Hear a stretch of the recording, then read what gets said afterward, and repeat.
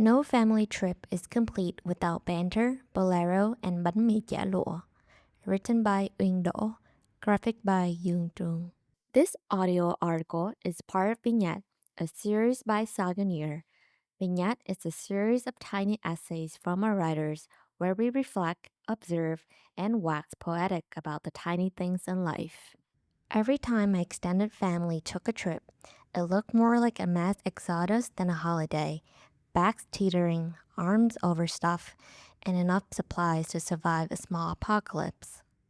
It always felt like the night before that, with the kids still half asleep, while the grown-ups bustled back and forth with brisk, practiced urgency. Not until every bag was wedged in and every seat was claimed did the family finally let out a collective breath, the unspoken cue that the journey had officially begun. The first Bolero song didn't even make it to the second verse when my mom, designated commander-in-chief, would already be reaching under the seat, pulling out her trusted travel kit, plastic bags, a few headed pills, a crate of bottled water, a bottle of medicated oil. And most importantly, the Bánh Chả Lụa shoe wrap at the crack of dawn, each one swaddled neatly in paper. Hungry or not, everyone from front to back got their share. Eat a bit, love, keep your strength up, the grown-up would say. As a kid, I couldn't figure out why Bánh Chả Lụa showed up on every trip. Wasn't the whole point of going somewhere new, well, to eat something new? Seafood in Vũng Tàu, mountain fare in Dalag, and certainly not the same sandwich you can grab at any day at the end of the street. But to the grown-up, that was exactly the point. Before going anywhere new, you should ground yourself in a familiar taste from home, whether the road was long or short. That first bite of Bánh Chả Lụa was the mental confirmation that we're really doing this. To be very frank, Bánh Chả Lụa isn't exactly the poster child of its family. It doesn't have the star power of the cold cuts version that's now world famous, nor did it ever leave Anthony Bourdain swooning and reaching for a third the way Yi Phượng Bánh Mì said it. It took me a while to realize that it was Bánh Chả Lụa's simplicity that makes it the perfect travel companion.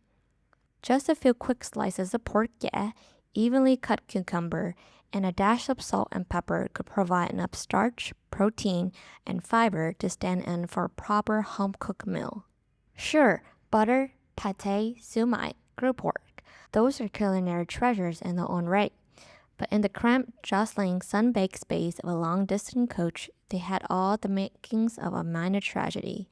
Bánh Chả Lụa, on the other hand, was practical, a built-in insurance policy against price-gouging, or worse, a game of bathroom roulette at some sketchy roadside stop. I can still remember that familiar ache, the one that crept in as I passed rows of tempting roadside stalls, only to look down at the bland, squished Bánh Chả Lụa in my hand. Yes, I'm eating, I would mumble when the adults check in, letting out a quiet sign before dutifully dimpling away, the bread sack in my lap break along with my face. I dragged it out so long we were nearly in Dom Nai before I took the last bite. It's strange how something so plain could end up being the hardest to come by. The years reshaped everything.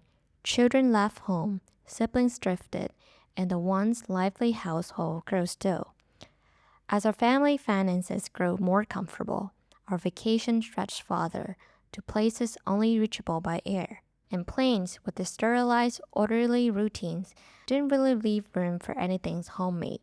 So we settled into the new rhythm, slurping overpriced airport pho in silence. Still as planned, but somehow far more expensive. These days, traveling on my own means grabbing a few quick, convenient rice balls to keep the hunger quiet. I'm an adult now, and no one's left a notch of warm Bánh Chả Lụa into my hands before the coach pulls away. It takes a special kind of love to rise before dawn, to find the freshest loaf, thong the chả, slice the cucumber just so, the way my mother once used to. Maybe it's not so much the bánh mì I long for, but the tenderness that helped prepare it. Thank you for listening to this piece from the Saganier archives. To view this article and find more stories about Vietnam accompanied by original photographs, illustration, and videos, visit saginier.com or follow the link in the description.